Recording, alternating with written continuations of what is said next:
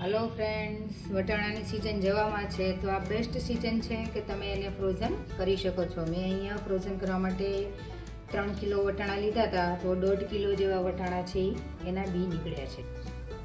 મેં અહીંયા કડાઈની અંદર પાણી ગરમ કરવા માટે મૂકી દીધું છે. 3 લીટર પાણી છે. તો સૌથી પહેલાં આપણે આની અંદર 2 ચમચી છે મીઠું એડ કરી દઈશું, 1 ચમચી છે શુગર એડ કરી દઈશું.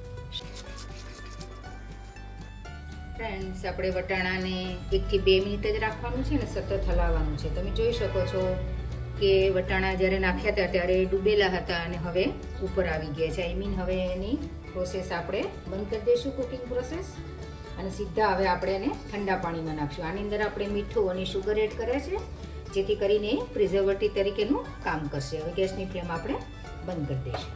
અહીંયા મેં ઠંડુ પાણી લીધું છે, બરફવાળું, તો સીધું આપણે એની અંદર જ નાખવાનું છે જેથી કરીને એની કુકિંગ પ્રોસેસ છે એ બંધ થઈ જાય અને વટાણાનો જે કલર છે એ સેમ ટુ સેમ રહે, ગ્રીન.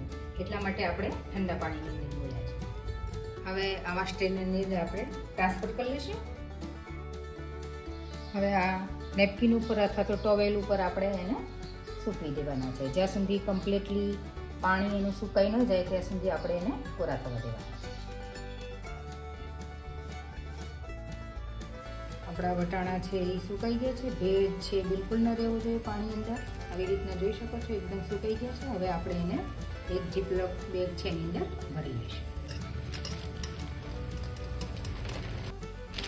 મેં 2 બેગની અંદર ભર્યા છે અને એર ન રહી જાય એ રીતના આપણે પેક કરીશું.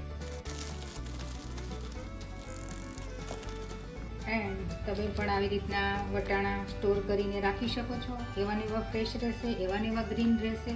તો ડેટ મારવાનું ભૂલતા નહીં ફ્રેન્ડ્સ. એન્જોય.